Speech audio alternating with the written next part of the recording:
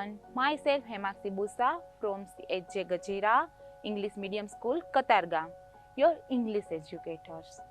Today I learn about prepositions. What do you mean by prepositions? Prepositions यानी pre plus positions. Prepositions में pre यानी before and positions यानी place, यानी जो हमारी पहले की place यानी before place होती है वो. अभी हमें वो पढ़ना है जो what are we going to learn in preposition. preposition में जो point है सब point वो देखने. तो पहला है what are prepositions. तो what is prepositions means prepositions are used next to connect nouns and pronouns with the other word in the sentence.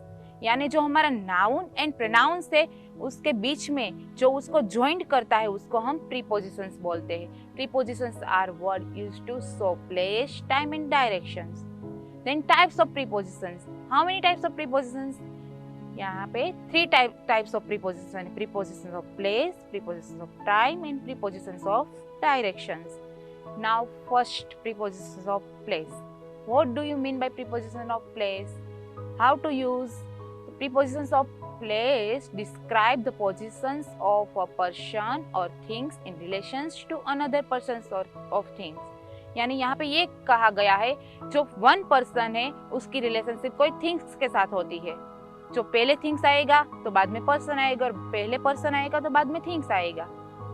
यहाँ पे हमारा जो ये now look at this example sentence based on the prepositions in the next slide. यहाँ पे some examples से जो कहाँ पे prepositions word use होते हैं. तो वहाँ one example है where is the ball. यहाँ पे जो सारे आपको पिक्चर दिख रहे हैं वहाँ पे preposition वाले word लिखे हुए हैं. तो where is the ball? A number में the ball is in the box. That means the ball है वो box के अंदर है. बी नंबर का है the ball is on the box यानी जो बॉल है वो बॉक्स के ऊपर है. सी नंबर का है the ball is under the box यानी जो बॉल है वो बॉक्स के नीचे है. डी नंबर का the ball is next to the box यानी जो बॉल है वो बॉक्स के बाजू में है. ई नंबर का the ball is behind the box यानी जो बॉल है वो बॉक्स के पीछे है. एफ नंबर का the ball is in front of the box. That means the ball है वो बॉक्स के आगे. in front का मीनिंग होता है आगे. जी नंबर का है the ball is between the box. जो बॉल है वो दोनों बॉक्स के बीच में है. अभी नेक्स्ट देखना है सेकेंड नंबर का टाइप है prepositions of time. Then what do you mean by prepositions of time? How to use? A prepositions of time is a prepositions that allows you to discuss a specific time period such as the date on the calendar, one of day of the week or the actual time something take place. यहाँ पे हमारे जो calendar की date दी गई है यहाँ पे फिर कोई डे दिया गया 1 वीक है मंथ है जो भी है वहाँ पे हमारे prepositions of time का जो prepositions लगेगा. अभी हमें देखना है वर्ड कौन कौन से आएंगे. prepositions of time में at है, in है and on है.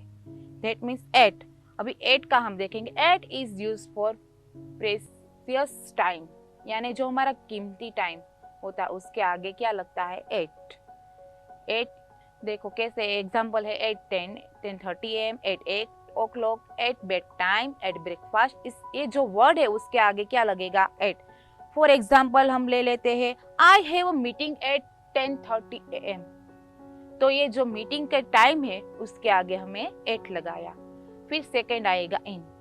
इन is use for month, year, decades, century and long period of time. ये जो इन है हमारा वो टाइम पीरियड में यूज होगा यानी जो मंथ होता है, ईयर होता है, डिकेड्स होता है, सेंचुरी होती है, फिर हमारा जो लॉन्ग टाइम पीरियड चलता हो वही. तो हम एक यहाँ पे दिए गए वर्ड्स जिसके आगे इन लगता है. इन 16 years टाइम, इन 1991, इन दिसंबर, ये सारे जो वर्ड्स थे वो उसके आगे क्या लगेगा इन प्रीपोजिशंस लगेगा. वन एग्जाम्पल हम ले लेंगे I will see you in court. हम कहाँ पे मिलेंगे कोर्ट पे. फिर हमारा आएगा थर्ड नंबर का on. On is use for day and dates. ये जो ऑन है कौन कौन से वर्ड में यूज होगा, डे होगा या डेट्स होगी, उस सेंटेंस में आपको पता चल जाएगा कि यहाँ पे ये ऑन ही प्रीपोजिशंस लगने वाला है।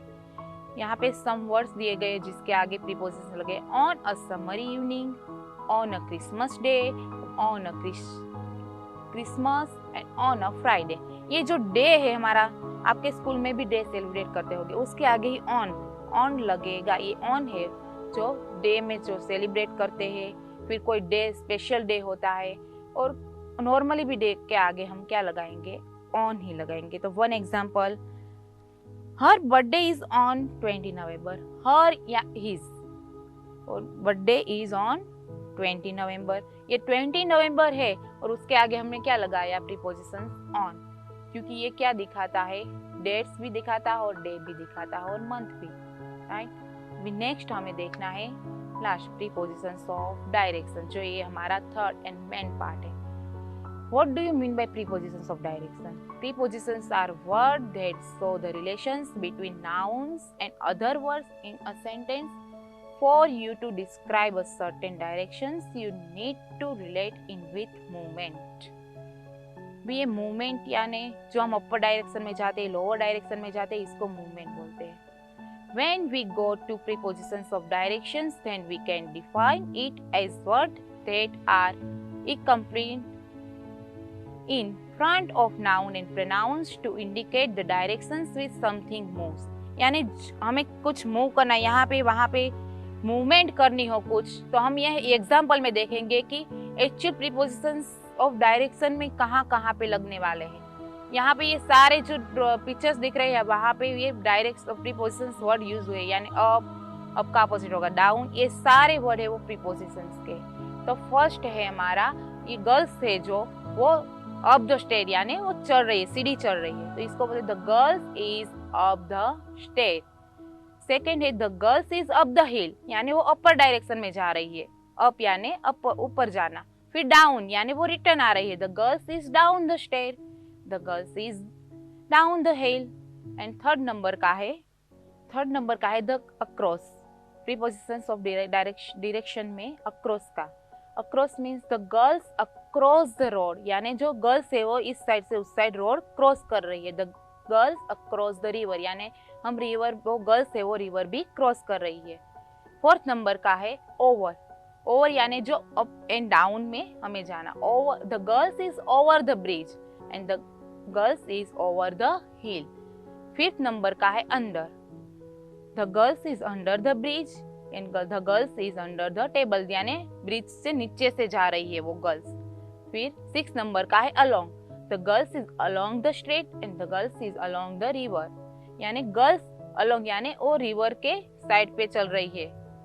The girls is into the house and the girls is into the garden, वो गर्ल्स हाउस के अंदर जा रही है एंड वो गर्ल्स है वो गार्डन के अंदर भी जा रही है। वो ये जो जा रही है वो है आपके मूवमेंट है, वो मूवमेंट कर रही है।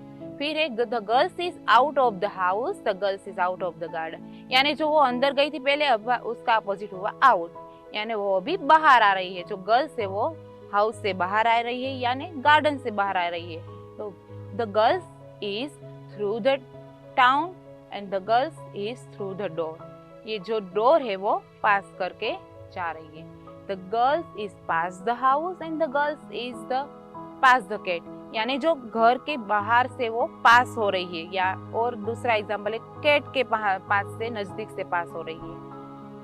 The girls is round the tree and the girls is round the park, यानी जो ट्री पे वो गर्ल्स क्या कर रही है, राउंड राउंड खेल रही है। फिर हमें जो कहीं पे भी यहाँ से यहाँ जाना है, मानो यहाँ पे एग्जाम्पल दिया गया है कि गर्ल्स ए टू बी से मूवमेंट कर रही है, ये से हम बोलते हैं the girls is from A to B, यानी ए से बी तक वो जा रही है। Thank you.